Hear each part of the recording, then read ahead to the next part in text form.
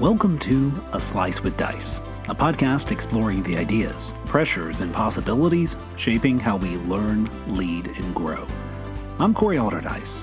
For over 20 years, my work has lived at the intersection of gifted education, leadership development, and school culture, supporting students as they find their strengths, educators as they stretch their thinking, and schools as they build pathways that expand opportunity. Ready to dive in? Here's this week's Slice. There's something about the beginning of a new school year that makes almost everyone feel a little less certain of themselves. We tend to talk about this season in terms of possibility. New classes, new teachers, new friends, new activities, and new chances to begin again. And all of that is true. But possibility has a less celebrated companion. Whenever we step into something new, we also leave behind at least some of the evidence that told us we knew what we were doing. Even returning to the same school does not mean returning to the same experience. Moving up a grade brings different expectations. A subject that came easily last year may give way to one that does not. A new teacher may organize the classroom differently, communicate differently, or recognize strengths that the last teacher didn't emphasize. The friendships and routines that made one year feel manageable may not resemble themselves in quite the same way. And on the first day, we simply do not yet know how all of those pieces will fit together. And uncertainty is very good at impersonating inability. It tells us that because we do not yet understand what a teacher expects, we may not be capable of meeting the expectation. Because we feel awkward in a new group, perhaps we don't belong there. Because the first assignment is harder than we anticipated, maybe we have finally reached the limit of what we can do. You see, we take the absence of evidence at the beginning of something and treat it as evidence against ourselves. Years ago, I offered a graduating class a piece of advice that sounded somewhat unusual for a commencement ceremony. Beware of vampires. Now, I wasn't warning them about a gothic villain hiding beneath a cape, a glitter-skinned teenager lurking in the Pacific Northwest, or some eccentric night dwellers over on Staten Island. I was borrowing an idea from the wonderfully self-aware Broadway musical Title of Show. In one of its songs, the character describes vampires as the thoughts, people, and feelings that stand between us and the things we want to create or accomplish. They are the voices that drain away ambition by filling the space around it with doubt, fear, and anxiety. The start of a new semester is prime feeding season. These vampires rarely arrive by declaring that they intend to destroy our confidence. They're more subtle than that. One tells us to predict the entire semester from the discomfort of its first week. Another encourages us to compare our private uncertainty with everyone else's public composure. Still another insists that truly capable people should understand new material, new expectations, and new environments almost immediately. I felt some of that myself lately. I'm in a season in which one long and important chapter is ended, while the next has not yet fully come into view. There are days when that openness feels exciting and expansive. But there are others where the lack of a clear answer begins to feel like a judgment.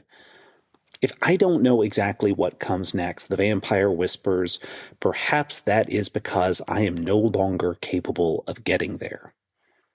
I think that's why I've found myself returning to these old commencement remarks.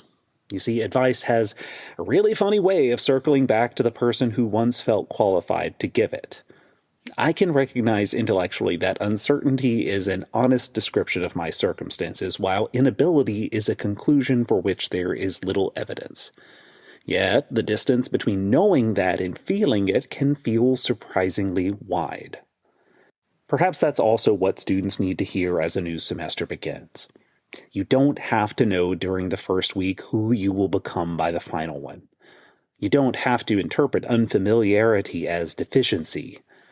You do not have to convert one difficult assignment, one awkward interaction, or one moment of confusion into a sweeping conclusion about your intelligence or your future.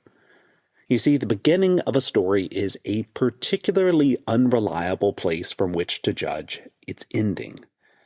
Now, that does not mean that every uncomfortable voice should be dismissed as a vampire. Some teachers will challenge you because they recognize that you are ready to grow.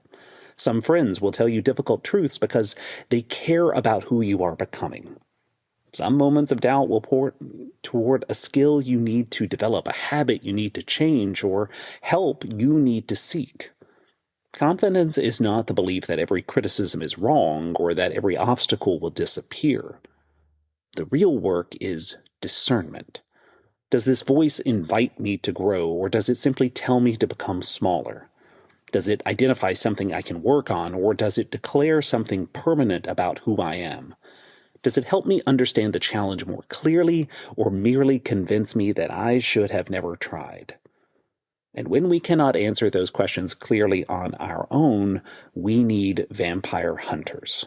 We need the teachers, mentors, friends, colleagues, and family members who can help us separate a hard truth from a harmful one.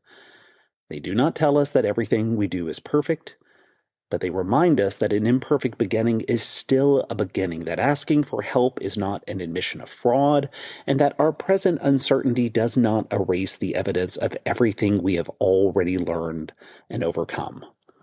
That is as true for adults entering an unfamiliar season as it is for students walking into a new classroom. There will always be moments when the structure changes, the expectations rise, and the familiar markers of competence fall away. And it's in those moments we may feel temporarily less capable because we have not yet had the opportunity to become capable in this particular place, with these particular people, or facing this particular challenge. So as the new semester begins, leave some room for yourself not to know. Give the new teacher time to become familiar, the new subject time to make sense, the new friendships time to deepen, and your own abilities time to meet the occasion.